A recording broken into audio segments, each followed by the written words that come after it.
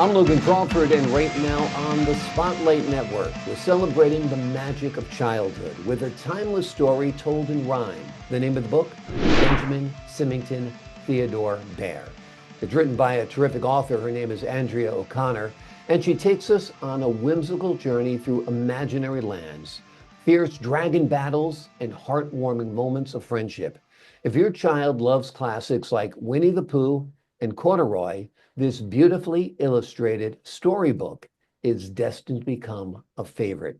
We're delighted to have this very talented author join us here today on Spotlight. We thank the team at Atticus Publishing for helping us put her in the spotlight today. And we ask viewers like you to support authors like her by subscribing to our channel and by purchasing her amazing book. The links are below this interview. And be sure to download the Spotlight Network TV app, streaming on Roku, Amazon Fire TV, and Apple TV. Andrea, thank you so much for joining us here today on Spotlight. Thank you for having me. I love the character of Benjamin Symington Theodore Bear, in part because his name is fun to say, which I think must really appeal to children as well, right? Yes. Yeah, it's like a little tongue twister. She sells seashells by the seashore. Love it. How did you come up with the idea for Benjamin? I was going to a writing course for writing for children, and our first assignment was to write something for children. Mhm, Um, for all of my writing, it just comes to me. mhm. And so the name came to me first, and then I took him on a journey. Wonderful, wonderful. Tell us a little bit about his journey so the folks at home know what to expect when they purchase your book. Um, a child takes his bear and actually relates to it as an imaginary friend. Mhm, And so he just kind of directs the action, and they have a day of play, mhm, um, from breakfast and down to going to bed. We follow the two of them on their day together. mhm. Um, I love watching children play, Yeah. and I watch seeing their imaginations bloom. And this book kind of reflects that magic. Yeah, absolutely, absolutely. And children must be enthralled by it because they can kind of picture themselves going on the same kind of adventure and perhaps one day witnessing the wonderful things that Benjamin Symington Theodore Bear witnesses as well. And I think that's great. Have you had the opportunity to read it to any children? Not yet. I'm going to be Okay. reading at our library I at think that'd be story fun. time. Yeah, that'd be great just to get their feedback. I think you should volunteer to do it at some of the local elementary schools as well, because I think it'd be great to get the feedback from kids and watch their faces light up and maybe even have them figure out where the story is going to go next. And I think that could be some great inspiration and some wonderful feedback. Benjamin Symington Theodore Bear sounds like such a classic name, like it's been out there always, but it's new. How did you come up with the name itself? It just came to me. I called all of these little thoughts gifts because they're sort of given to me, and I do with them what I feel is best. Yeah. In fact, I've always wanted to insert an E in his name because I label my manuscripts by the letters of the title, and I Uh-huh. wanted it to be Best Bear. So you wanted him to be Benjamin Symington E. Bear? Yeah. Okay, that'd be Yes. cool. That makes it quite unique as well. I think it's unique enough. I don't think he needed the E. So I think you're in good shape. Writing the story in rhyme is both delightful for children, but also a challenge. What was that like? Actually, I've written poetry in the past, especially when I was young. Um, and again, it just kind of flowed and came to me. As I also am visual, so I was kind of watching this happen and then writing about it. Speaking visually, have you envisioned this as an animated series or something like that, or a film? That would be lovely. That would be Yeah, lovely. that'd be I never met with the artist, but I did give her feedback, and she captured exactly what I would have drawn myself if I could draw. wonderful. So you guys collaborated like online or something. You gave Yes, her instructions as to what you wanted to convey. and then she gave you back pictures as proposals, and you're like, yeah, I like that one, I like that one, and so forth. Well, they really worked, and that's the wonder of the internet is that you can work with somebody in any part of the globe. Do you know where the illustrator was from? Someplace in Connecticut, but I'm not sure Okay. where. Well, not too exotic, not too far off place, but that's amazing because you can be, I've worked with people from Ireland and India and all over the world now because of the internet, and that's great. It's great to take the best from all over the world, which is wonderful as well. What's the ideal age group for this book, would you say? I would say mostly preschoolers. They're Hmm. the ones most likely to be playful. My brother's great granddaughter loved the story and insisted on having a bubble bath and a bite of a slice of apple based on some of the things that were happening in the book. Well, that's great. Well, they sound like it's a terrific way to spend the day. Some apple and some bubble baths. Sign me up. Yeah, without a doubt. Sounds great. Did your own childhood experiences influence the writing of this book at all? I don't really think so, but it's hard to remember. Yeah. I know I played a lot. Hmm. Um, I know I have bears in my life, Yeah. many, many bears in my life. Um, I was an adventurous child, Yeah. and Benjamin is an adventurous bear. Yeah, yeah, exactly. And then also we have the backdrop of the children's literature that was popular at the time that no doubt influences us. Curious George was a big one when I was That was growing a big up. one for me. Yeah, The Man in the I Yellow loved Hat. Curious George. Yeah. And I've always enjoyed children's literature, and I collect it now. My favorites from my childhood, I collect. Wonderful, Uh, wonderful. My dad, who was a much older dad, um, talked about a series called Sunny Boy, which mm, was about like a little boy who did everything right. It was Sunny. And I found one of his books that dated back to like 1930 or something like that. And it was wonderful. And that's one of the collections I have of children's literature as well. Some of the children's literature is terrific and it's entertaining to adults as well. And I think that's what's great about your book. I think parents will really enjoy reading it to their children because it's not a silly story. It's a fun, imaginative story. I imagine that's one of your goals. You wanted it to appeal to parents as well. yes, because a child can demand a book, and if the parent is tired of it, they're Yeah, they're not going to read it and not read it with enthusiasm. exactly. Um, I also thought this might be a good end of the day, going to bed story, Yeah. because it flows from being very active to moving to bed. Yeah, exactly. And children like to have the same thing read to them over and over and over again. So if you pick out a book for your kid, it better be a book that you like too, because you're going to be reading it a lot if they happen to get locked onto that book, which I think people and children will get locked onto your book as well. I think that's terrific. Is there a message for children in this book or for parents to talk about with their kids? I think it's to be to explore the world and to be Yeah, playful and to love others, yeah. because the child and the bear have a beautiful relationship as they go through their day. That's great. That is great. It doesn't seem to me as I go around my world today, wherever I'm traveling or whatever neighborhood I'm in, that children play anymore. I mean, I used to get out in the morning and say, okay, bye, mom, I'm going out. And I'd be out all day until the street lights came on. And I was exploring on my bike in different neighborhoods and meeting different friends and going into the woods and playing soldier and mud pies and whatever it was, meeting, neighborhood kids to play. And our parents didn't worry about us. I don't really think the world is that much more dangerous today. I think it's just a perception. Why do you think kids don't play anymore? Or maybe I'm wrong. Maybe they do play. Maybe they just play with these.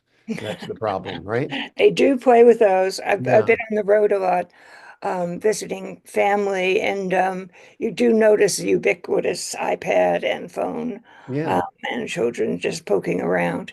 But I've watched children at play, Yeah.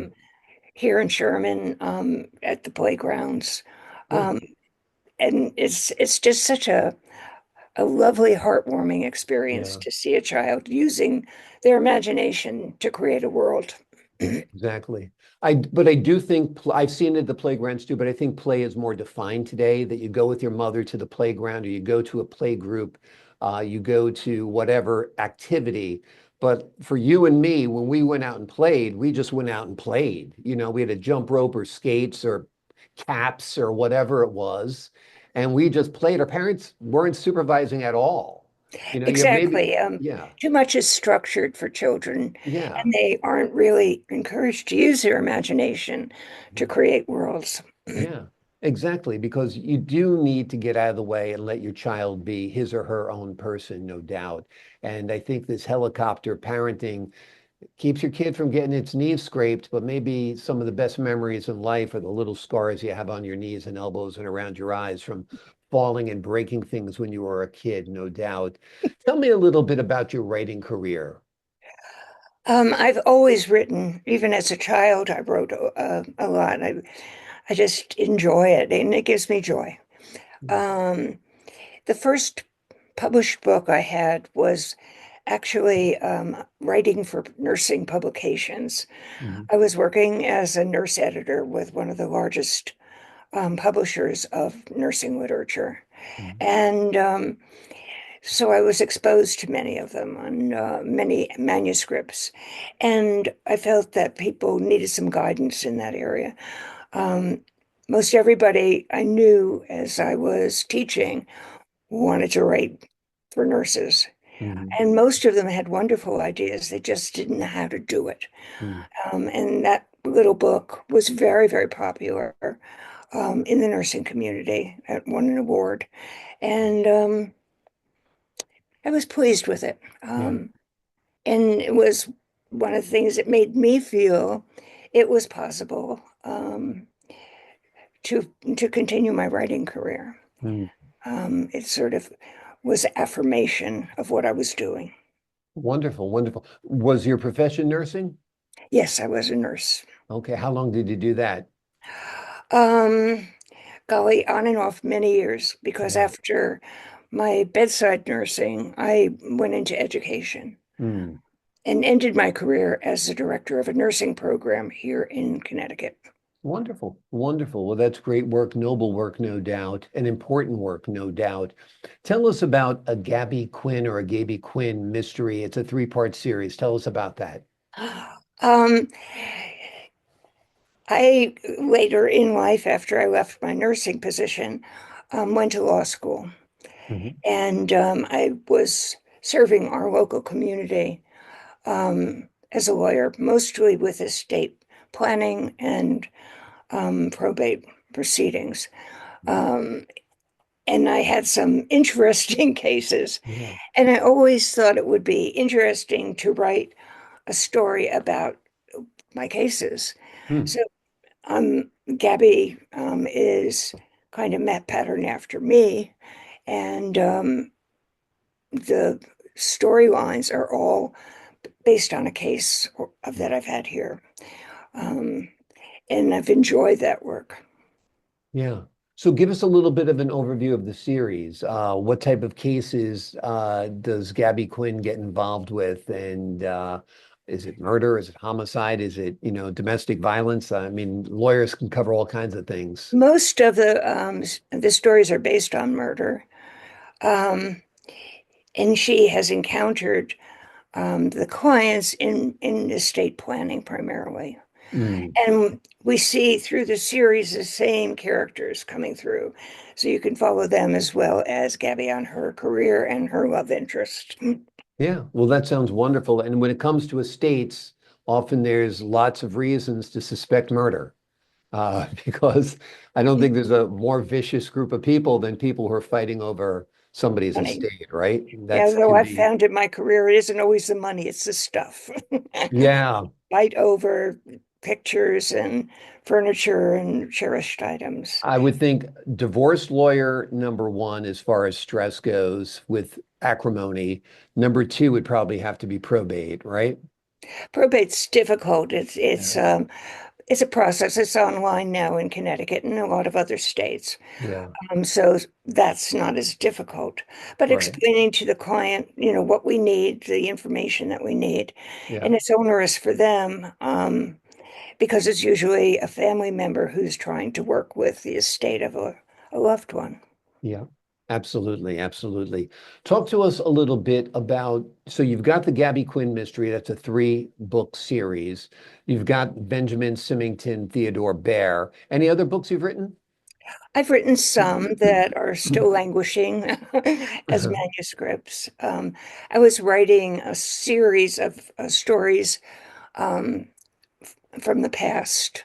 They're more archaeological. I have an interest in um, Southwest culture, Mhm. the Native American culture there. So a lot of it is drawn from that kind of thinking and Mhm. belief systems. Um, it's I've talked to my editor about it and let her read the stories. And I felt that they were children's books, but Mm. the language needs to be brought down and the length of them needs to be brought down. But I was very happy with the series. Uh, Great, wonderful. Now, are you working on anything new? yes, I'm working on the next book in the Gabby Quinn series. Okay, and what will that focus on? That will be a um, a murder suicide. Hmm. Okay, well, that sounds interesting. Unfortunately, we hear too many of those nowadays, that's for sure. What age did you go to law school? It intrigues me that you left nursing to go to law and switch careers. Part of it was I was getting bored with what I was doing. Mhm. I just couldn't get new stuff going, and I'm always kind of learning, and so I wasn't learning anything. Mhm. Um, and one of the things I did to try to um, juice up my career was to write a book. I have a couple of books out on education and nursing. Um, but the other thing that was intriguing me in my practice, both as a person in the community and as a nurse, was the intersect of medical ethics and the law, Mhm. um, which I found out by going to law school. There isn't any. um, s- but it was a wonderful experience. I really enjoyed my legal education. It was Wonderful. a good experience. It kind of filled in some of the gaps that I had in my long career or education in nursing. Um, I've had 13 years of higher education. Well, So that's great. That's great. You enjoy it, and that's what matters. Were you in your 40s, your 50s? I What age graduated in my in 50s. your 50s? Okay, wonderful. What was it like sitting for the bar? You get cramps because you have to write everything longhand. And I Yeah. was sitting for the Connecticut bar as well as the New York bar. Wow. And everything was on the same day. It's stressful, but I got past it. For both Connecticut and New York. Yes. Wonderful. Well, that's quite an accomplishment, no doubt. And so primarily it was estate planning and wills that you worked in? Yes. Yeah. Okay. And you chose that arena. Why? Pardon? Why did you choose that focus? I had worked for our local probate judge Hmm. and I was interested in it. And I'm interested in property law, which is something that most lawyers don't like. I was sitting on our Planning and Zoning Commission in town, which has to do with land development. And I just enjoy that conceptually. And Mm. estate planning is a corner of property law. Yeah. Um, and then I added in an elderly component. Hmm. So I was an elder law attorney, and actually was the attorney for most of the really old people in town. Wonderful. Are you still practicing, or it sounds like you're no longer No, practicing? I've retired recently. Okay. All right. Well, that must have been an interesting chapter in your life, It was but very first the nursing. interesting. And we do live longer, healthier lives nowadays where our working career I've had two careers. I was 20 years as a broadcaster, and now I'm 20 years pretty much as an actor. And I'm glad I made the switch. I enjoyed broadcasting when I was doing. I still kind of do. I still do some broadcasting, but I also act. But it's good to use other sides of your brain. It's good to use other Exactly. dimensions of yourself because, like I said, we're going to spend nowadays 40, maybe 50 years in a career.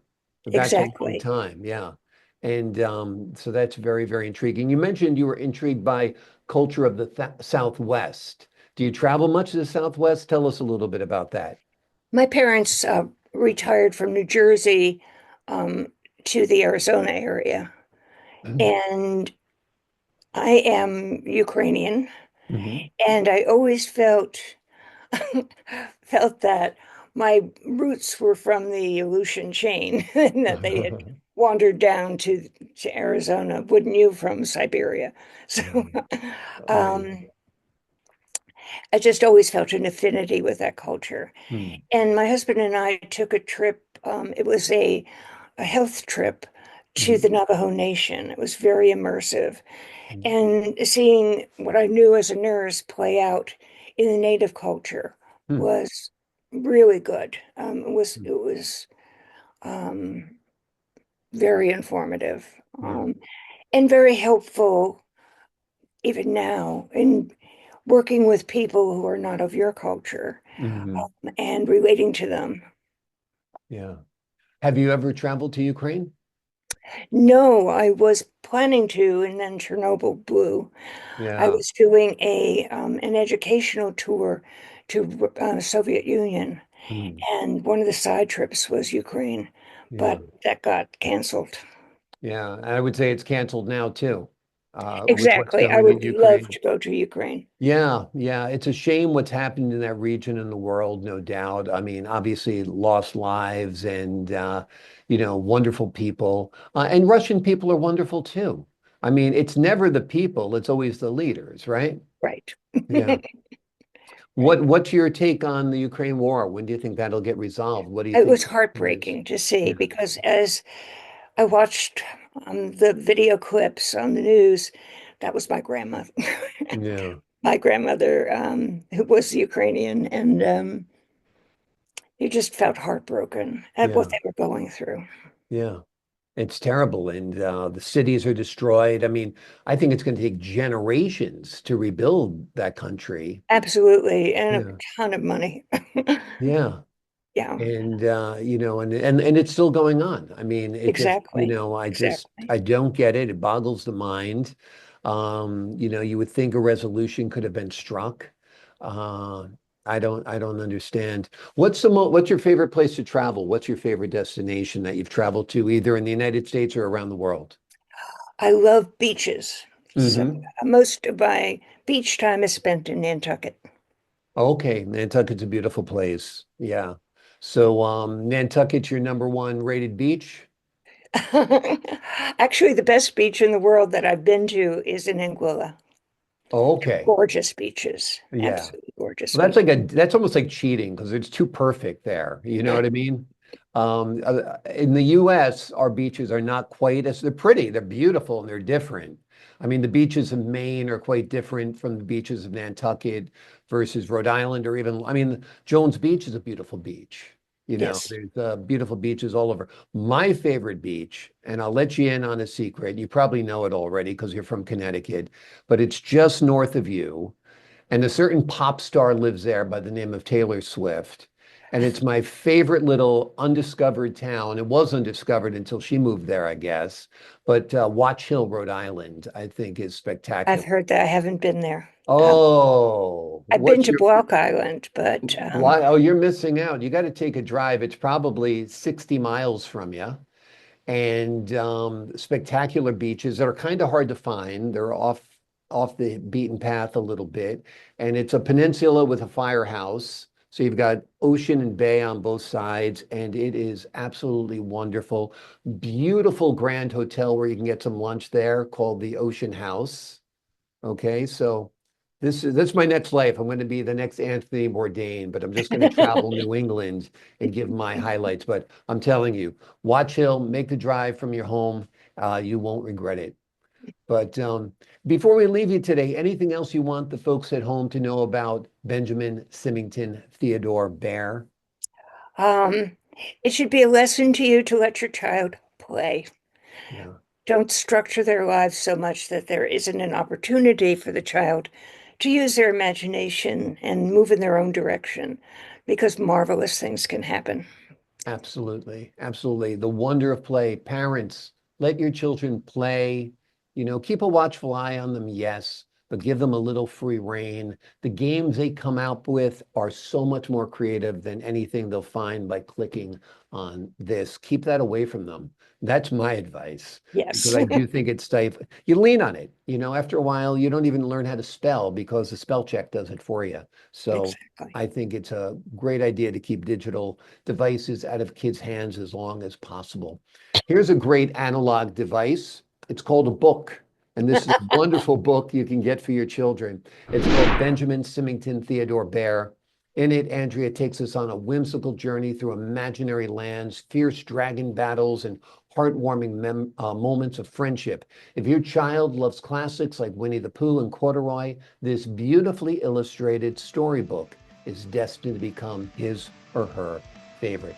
Andrea, thank you so much for joining me here today on Spotlight. And thank you for having me. My pleasure. And to the folks at home, I'm Logan Crawford, thanking you for your time this time. Until next time on Spotlight.